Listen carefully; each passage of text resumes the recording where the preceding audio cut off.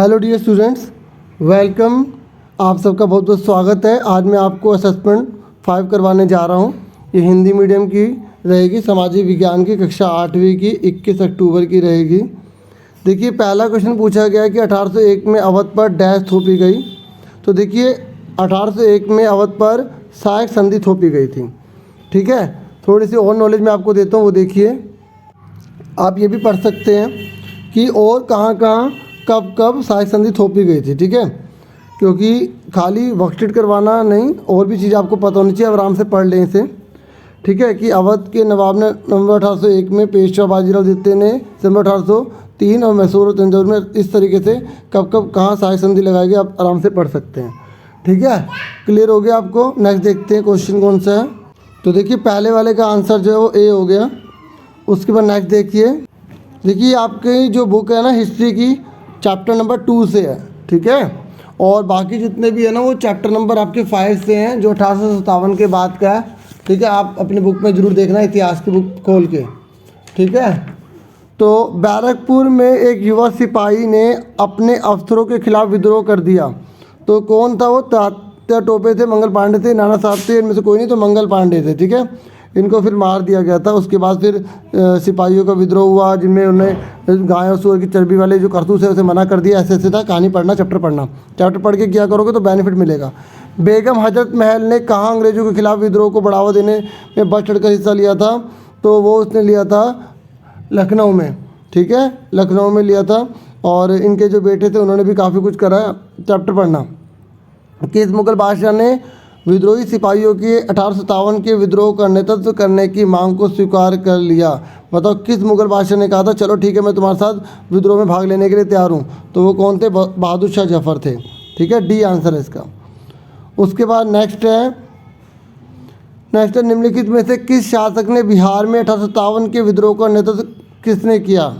बताना है कि बिहार में कौन व्यक्ति था जो नेतृत्व कर रहा था विद्रोह का, मतलब अंग्रेजों के खिलाफ लड़ रहा था। तो वो लड़ रहे थे कुंवर सिंह। ठीक है, बिहार के थे ये कुंवर सिंह जी, और इन्होंने बहुत लड़ाई लड़ी है अंग्रेजों के खिलाफ। ठीक है, तो उसके बाद नेक्स्ट है छठा, अंग्रेजों ने 1857 के विद्रोह को दबाने की कोशिश की बल से, वफादार भूस्वामियों के लिए इनामों का ऐलान करके, ए भी दोनों। तो देखो, दोनों का प्रयोग करा था उन्होंने, सेना का भी इस्तेमाल करा, बल का भी, और इनाम देकर भी। तो इसका आंसर सी है।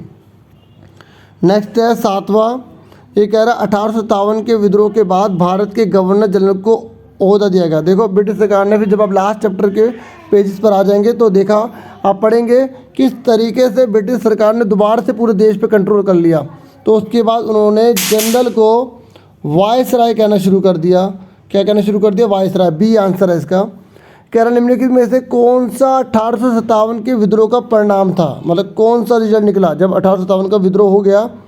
तो क्या अंग्रेजों ने क्या तरीका अपनाया? फिर क्या करा? सेना में भारतीय सैनिकों का अनुपात घटाया, बिल्कुल सही।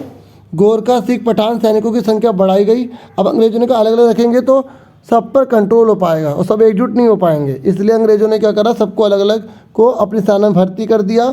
सैनिकों को, भारतीय सैनिकों को कम कर दिया, अंग्रेजी सैनिकों को बढ़ा दिया, और ईस्ट इंडिया कंपनी के सारे अधिकार ब्रिटिश साम्राज्य के हाथ में सौंप दिए। मतलब ब्रिटिश जो थी, जो ब्रिटेन था, उसके हाथ में सब कुछ आ गया। तो इसका डी आंसर है। ठीक है, ठीक है। नेक्स्ट है 9th और 10th। आपको पता होना चाहिए कि कथन और कारण क्या होते हैं। सबसे पहले ऐसा कोई भी क्वेश्चन आता है, हमें देखना पड़ता है कि दोनों ट्रू हैं या फॉल्स हैं। ठीक है, उसके बाद देखना पड़ता है जो कारण लिखा है, क्या इसी वजह से ये चीज़ घटी थी, क्या इसी वजह से ये चीज़ घटी थी, ये पता लगाना है। अब देखते हैं पहले सत्य असत्य।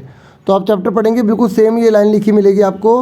1830 के बाद कंपनी ने ईसाई मिशनरियों को खुलकर काम करने की छूट दे दी, बिल्कुल सही है ये। और 1850 में एक नया कानून बनाया गया जिससे ईसाई धर्म को अपनाना और आसान हो गया।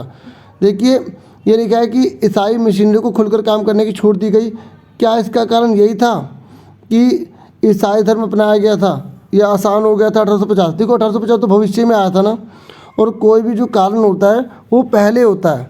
ठीक है, जैसे कारण आपका क्या है कि आप पढ़ क्यों रहे हैं? ठीक है, कारण क्या है? आपको अच्छे नंबर लाने इसलिए आप पढ़ रहे हैं। ठीक है, तो कारण आपका पहले से डिसाइड है ना, अच्छा पढ़ रहे हैं। तो भविष्य में जो चीज़ होनी है उसके बारे में आप कैसे पूरा सही से आंकड़ा तय करेंगे? ठीक है। ये तो भविष्य में 1850 में एक नया कानून बनाया गया। अगर ये ऊपर होता ये नीचे होता तो हम कहते, जैसे ये लिखा है ना 1850 में एक नया कानून बनाया गया जिससे ईसाई धर्म को अपनाना और आसान हो गया। तो इसका कारण था कि 1830 के बाद कंपनी ने ईसाई मशीनरी को खुलकर काम करने की छूट दी, तभी होता। अब मुद्दे पर आओ, ये दोनों के दोनों ट्रू हैं, लेकिन इसका जो रीज़न है ना ये सही नहीं दे रखा, ठीक है, क्योंकि भविष्य में होने वाली बात है, ठीक है। तो इसका आंसर अब बी पे करेंगे। बी पे तब टिक करते हैं जब इस लाइन के अकॉर्डिंग बात हो, दोनों सही हो लेकिन कारण सही से व्याख्या ना कर पा रहा हो उसके बारे में, तो हम क्या टिक करेंगे, बी करेंगे। नेक्स्ट है 1824 में सिपाहियों ने समुद्र के रास्ते बर्मा जाने से इनकार कर दिया। कारण यह था कि बहुत से लोग मानते थे कि समुद्री यात्रा से उनका धर्म और जाति भ्रष्ट हो जाएगी। देखो ये दोनों बिल्कुल ट्रू हैं, ठीक है, और ये कारण बिल्कुल सही लिखा है। देखो इसे कहते हैं कारण, कि बर्मा जाने से इसलिए मना करा क्योंकि उन्हें लग रहा था कि अगर हम समुद्र के रास्ते जाएंगे तो हमारा धर्म, हमारा जाति भ्रष्ट हो जाएगी। उन्होंने सड़क से जाने के लिए मना नहीं किया था। तो कारण बिल्कुल सही लिखा है, दोनों ट्रू भी हैं, तो इसका ए आंसर हो जाएगा। ऐसे ही किया जाता है। और अगर नहीं आया तो 2-3 बार सुनिएगा, समझ में आ जाएगा। और आज की वर्कशीट कंप्लीट हो गई, मुझे पूरी उम्मीद है समझ में आ गया होगा। आपसे फिर मिलेंगे एक नेक्स्ट वीडियो में, अपना पूरा ध्यान रखना। Thank you for watching and listening carefully. Take care yourself dear students.